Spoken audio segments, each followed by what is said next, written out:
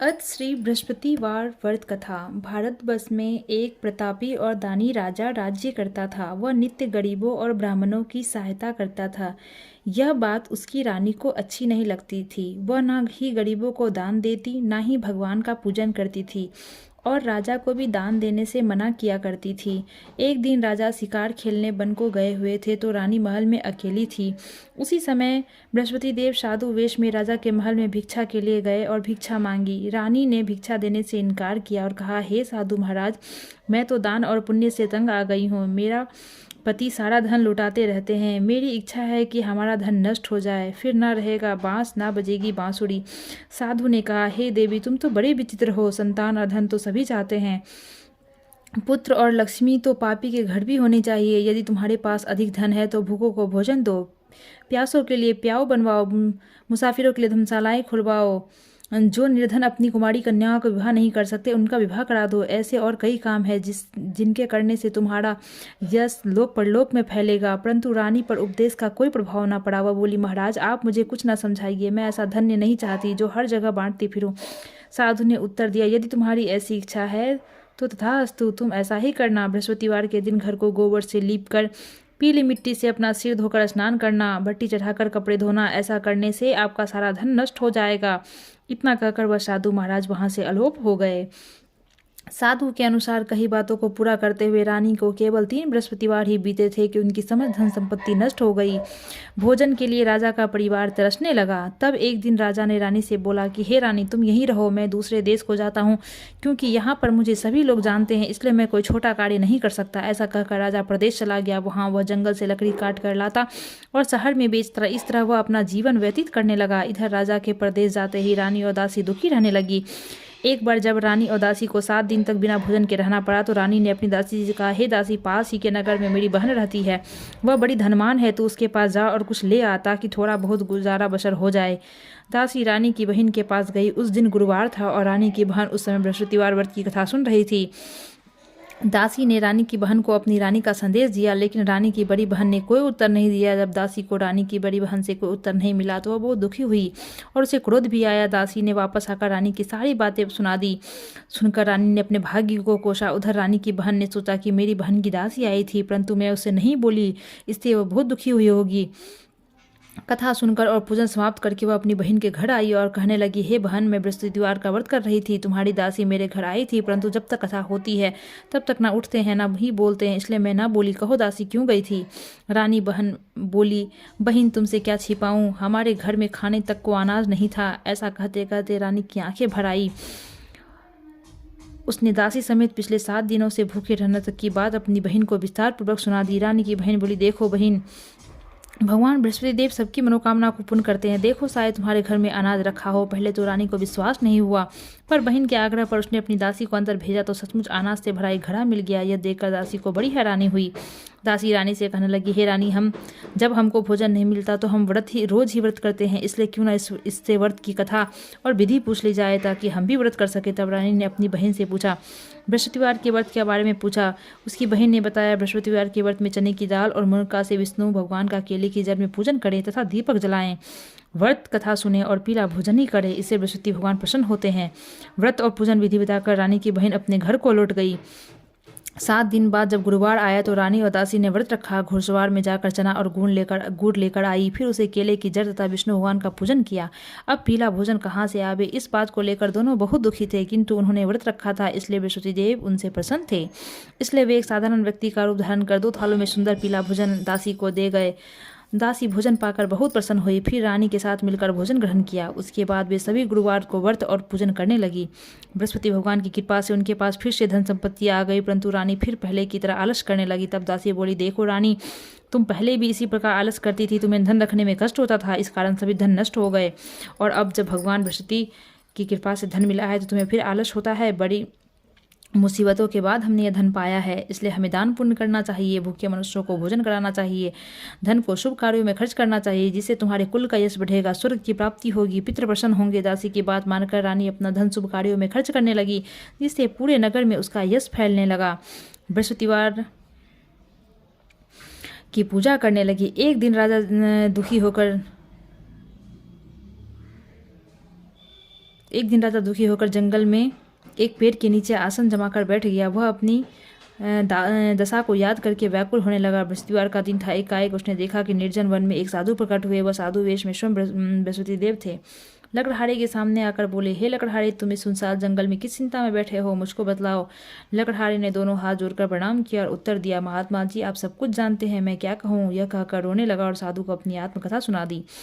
महात्मा जी ने कहा, तुम्हारी स्त्री ने बृहस्पति देव के दिन बृहस्पति भगवान का निरादर किया है, जिस कारण रुष्ट होकर उन्होंने तुम्हारी यह हालत कर दी। अब यह चिंता तुम मत करो, मेरे कहने पर चलो, वो तुम्हारे सब कष्ट दूर कर देंगे। भगवान पहले से भी अधिक संपत्ति देंगे। तुम बृहस्पतिवार के दिन कथा किया करो। 2 पैसे से चने मुनक्का लाकर उसका प्रसाद बनाओ। शुद्ध जल से लोटे में शक्कर मिलाकर अमृत तैयार करो। कथा के पश्चात अपने सारे परिवार और सुनने वाले प्रेमियों में अमृत व प्रसाद बांटकर आप भी ग्रहण करो। ऐसा करने से भगवान तुम्हारी सभी मनोकामना को पूर्ण करेंगे। साधु के ऐसे वचन सुनकर लकड़हारा बोला, हे प्रभु, मुझे लकड़ी बेचकर इतना पैसा नहीं मिलता जिससे भोजन करने के उपरांत कुछ बचा सकूं।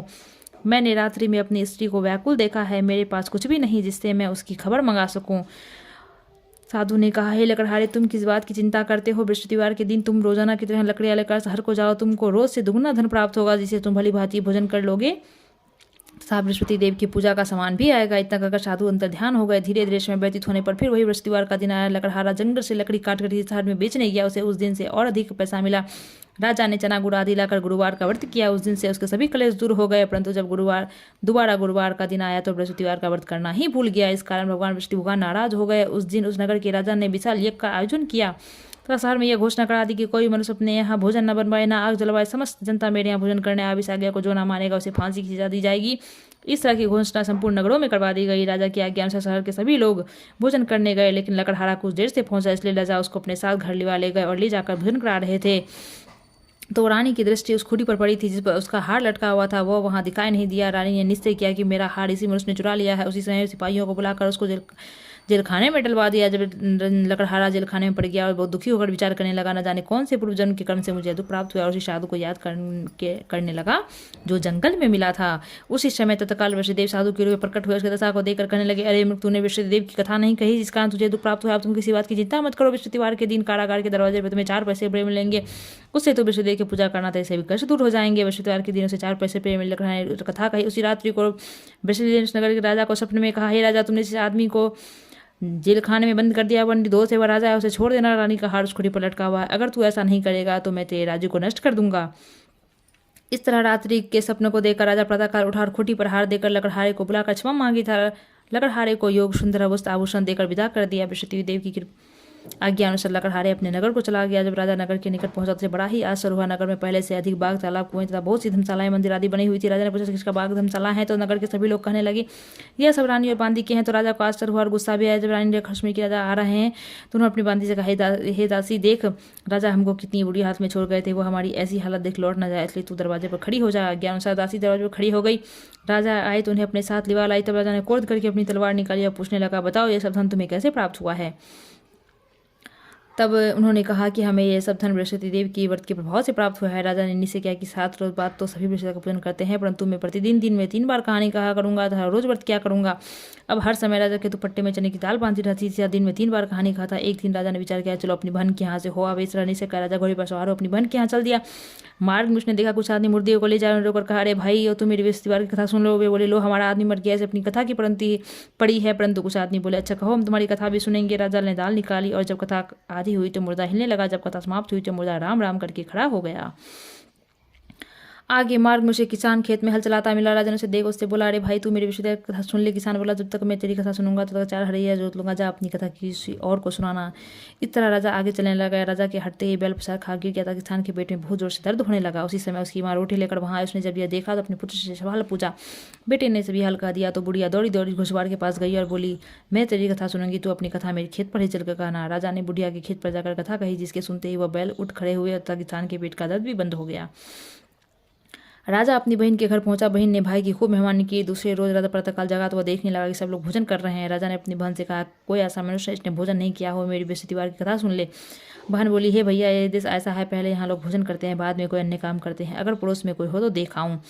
वह ऐसा कहकर देखने चली गई, परंतु उसे कोई भी ऐसा व्यक्ति नहीं मिला जिसने भोजन न किया हो। तब एक कुम्हार के घर गई, जिसका लड़का बीमार था। उसे मालूम वहाँ 3 रोज से किसी ने भोजन नहीं किया है।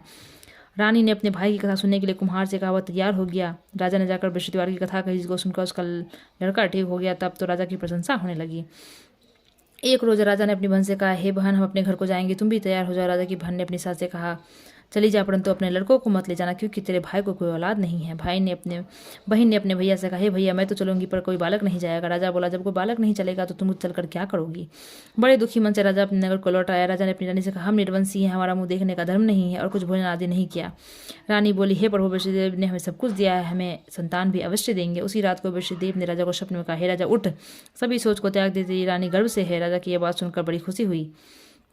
90 महीने में उसके गर्भ से एक सुंदर पुत्र पैदा हुआ। तब राजा बोला, हे रानी, स्त्री बिना भोजन के रह सकती, फिर बिना कहे नहीं रह सकती। जब मेरी बहन आवे तो तुम उसे कुछ मत कहना। रानी ने सुनकर हाँ कर दिया। जब राजा की बहन ने यह सुसमाचार सुना तो वो बहुत खुशी हुई तथा बधाई लेकर अपने भाई के यहाँ आई। तभी रानी ने कहा, घोड़ा चढ़कर तो नहीं आई, लेकिन गधा चढ़ी आई।